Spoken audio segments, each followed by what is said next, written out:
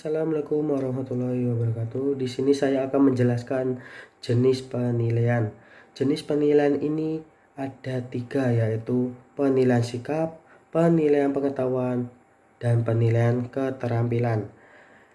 Yang pertama, jenis penilaian sikap.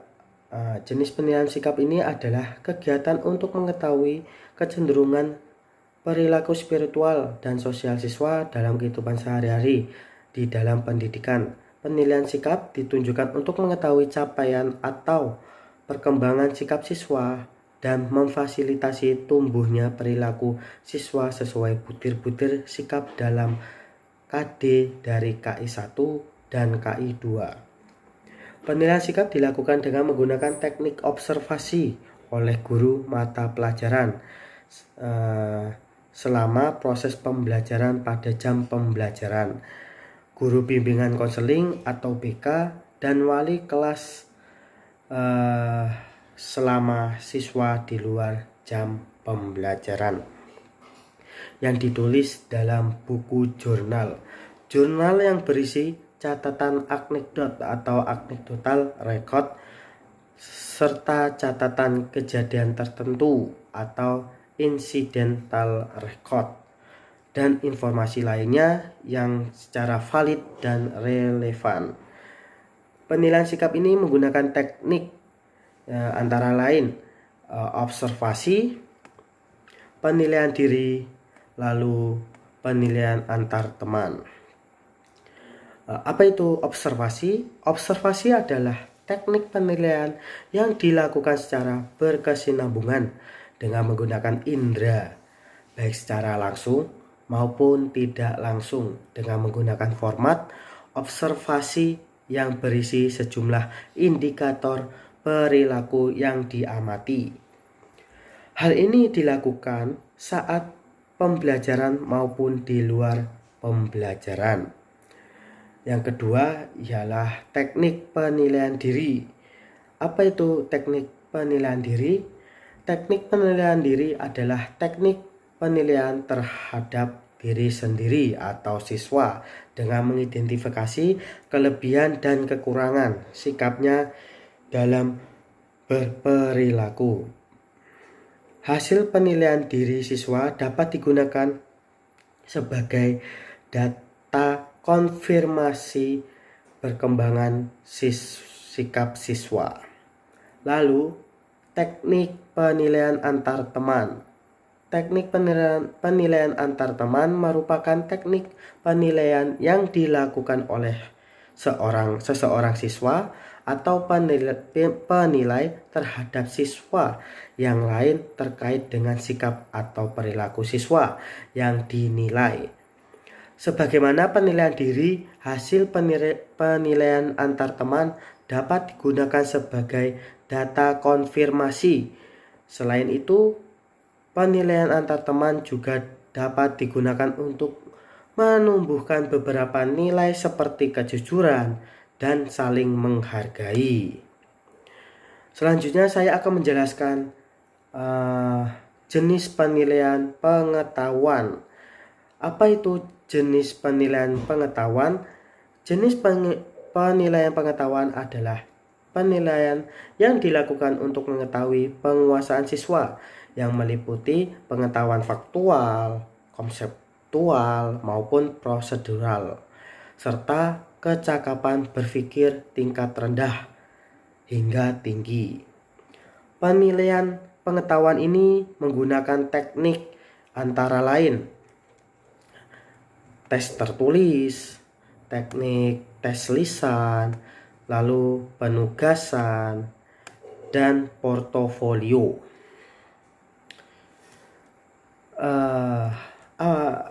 Apa itu tes tertulis?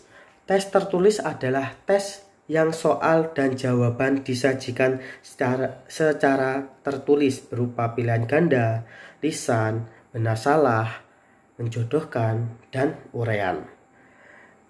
Instrumen tes tertulis dikembangkan atau disiapkan dengan menggunakan langkah-langkah sebagai berikut, antara lain menetapkan tujuan tes, menyusun kisi-kisi, menulis soal berdasarkan kisi-kisi dan kaidah penulisan soal, lalu menyusun pedoman penskoran.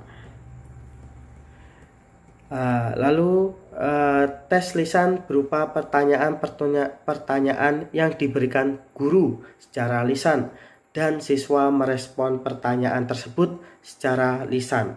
Selain bertujuan mengecek penguasaan pengetahuan untuk perbaikan pembelajaran. Tes lisan dapat menumbuhkan sikap berani berpendapat, percaya diri, dan kemampuan berkomunikasi secara efektif. Dengan demikian, tes lisan dilakukan pada saat proses pembelajaran berlangsung. Yang selanjutnya ialah penugasan. Apa itu penugasan? Penugasan adalah pemberitahuan tugas pada siswa untuk mengukur dan memfasilitasi siswa memperoleh atau meningkatkan pengetahuan. Penugasan untuk mengukur pengetahuan dapat dilakukan setelah proses pembelajaran atau assessment of learning. Sedangkan penugasan untuk meningkatkan pengetahuan diberikan sebelum dan atau selama proses pembelajaran atau assessment for learning. Selanjutnya, portofolio merupakan penilaian berkelanjutan yang disarankan pada kumpulan informasi yang bersifat reflektif integratif yang menunjukkan perkembangan kemampuan siswa dalam satu periode tertentu. Dan beberapa tipe portofolio antara lain portofolio dokumentasi, portofolio proses, dan portofolio pameran. Dan selanjutnya ialah penilaian keterampilan. Penilaian keterampilan ini ada 3 teknik penilaian keterampilan, yaitu penilaian kinerja, penilaian proyek, serta penilaian portofolio. Apa itu penilaian kinerja? Penilaian kinerja adalah penilaian untuk mengukur capaian pembelajaran yang berupa keterampilan proses dan hasil produk. Selanjutnya penilaian proyek. Apa itu penilaian proyek? Penilaian proyek adalah suatu kegiatan untuk mengetahui kemampuan siswa dalam mengaplikasikan pengetahuannya melalui menyelesaikan suatu tugas dalam periode atau waktu tertentu. Selanjutnya portofolio. Portofolio untuk penilaian keterampilan merupakan kumpulan sampel karya terbaik dari KD pada KI 4. Sekian yang bisa saya jelaskan, akan dilanjut oleh teman saya. Sekian dan terima kasih. Selanjutnya adalah rancangan penilaian. Mempunyai beberapa tahapan yang meliputi perencanaan, pengembangan instrumen, evaluasi, analisis hasil, dan tindak lanjut. Hal yang dilakukan pada tahapan rancangan adalah sebagai berikut. 1. Perumusan tujuan penilaian pembelajaran SKIMI. 2. Pengembangan indikator pencapaian kompetensi dasar. 3. Penyusunan rancangan penilaian baik menyangkut teknik dan bentuk penilaiannya. 4. Penetapan kriteria kentuntasan minimal atau yang disebut dengan KKM. Yang kelima, mata pelajaran SKI melalui analisis indikator dengan memperhatikan karakteristik peserta didik dan kondisi satuan pendidikan. Yang keenam, pengembangan indikator penilaian kisi-kisi dan instrumen penilaian. Selanjutnya, baik, terima kasih atas waktunya. Di sini saya akan sedikit membahas mengenai bagaimana cara menyusun alat penilaian dalam pembelajaran SKIDMI. Nah, ketika guru akan mengadakan penilaian atau evaluasi, itu ada 2 jenis, yaitu penilaian dengan tes dan penilaian dengan non-tes. Nah, apa sih itu penilaian tes? Apa sih itu penilaian non-tes? Penilaian tes adalah proses di mana guru memilih cara penilaian yang dirancang dan dilaksanakan kepada peserta didik pada waktu dan tempat tertentu yang telah disepakati bersama. Sedangkan penilaian non-tes adalah penilaian hasil belajar dari peserta didik yang dilakukan tanpa dengan adanya pengamatan secara sistematis seperti itu. Berikutnya, pada penilaian secara tes itu terdapat 3 jenis macam. Yang pertama, education test. Education test ini artinya digunakan untuk mengukur kemampuan siswa. Jadi seberapa sih kemampuan siswa satu dengan siswa yang lain, seperti itu. Yang kedua yaitu mental test. Mental test adalah digunakan untuk mengukur intelijensi peserta didik. Yang ketiga, aptitude test. Artinya di sini guru menggunakan ini bertujuan agar mengetahui bakat peserta didik. Jadi, apa sih bakatnya antara peserta didik yang satu dengan yang lain, seperti itu. Nah, ini intinya ya teman-teman, dalam menyusun sebuah hasil tes belajar itu terdapat sejumlah langkah-langkah pokok pengembangan penilaian pembelajaran. Nah, apa aja sih? Yang pertama, menempatkan tujuan penilaian. Yang kedua, menganalisis dokumen-dokumen. Nah, dokumen-dokumen ini mulai dari silabus, RPP, Prota, Promes, buku sumber, agenda mengajar, seperti itu. Jadi harus lengkap dokumen-dokumennya.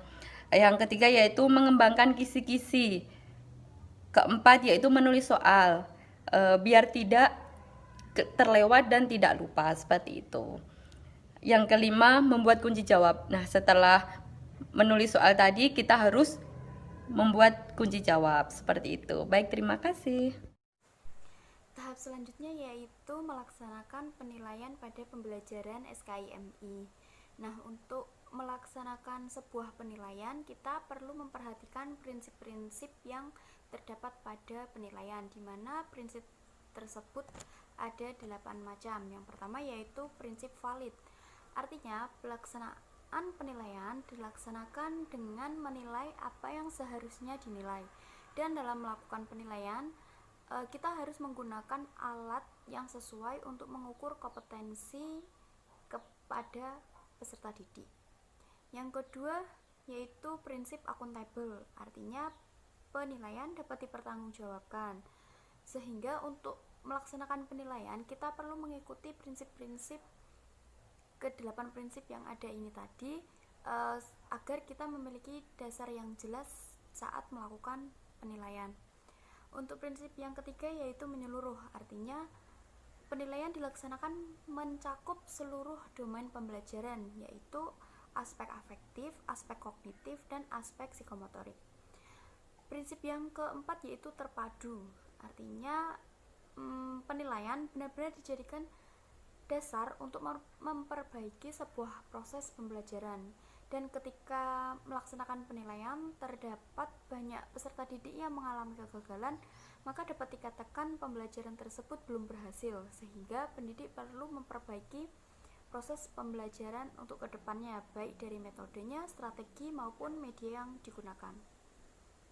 Untuk prinsip yang kelima yaitu berkesinambungan. Artinya, penilaian dilaksanakan secara teratur, terencana, bertahap, dan secara terus-menerus. Dengan demikian, maka pendidik dapat melihat gambaran ketercapaian kompetensi pada peserta didik. Prinsip yang keenam yaitu objektif. Artinya, dalam menilai harus ada fakta-fakta dan kriteria yang jelas. Dan dalam sebuah penilaian tidak boleh ada pengaruh unsur subjektivitas dari penilai. Prinsip yang ke-7 yaitu mendidik. Prinsip mendidik ini hampir sama dengan prinsip terpadu, di mana penilaian dijadikan dasar untuk memperbaiki suatu proses pembelajaran. Dan prinsip yang terakhir yaitu prinsip adil. ketika melakukan sebuah penilaian, maka pendidik tidak boleh menguntungkan atau merugikan salah satu peserta didik. Kemudian seperti yang dijelaskan pada prinsip menyeluruh, penilaian harus mencakup seluruh domain pembelajaran. Nah, jadi sasaran pada sebuah penilaian itu mencakup afektif, kognitif, dan psikomotorik.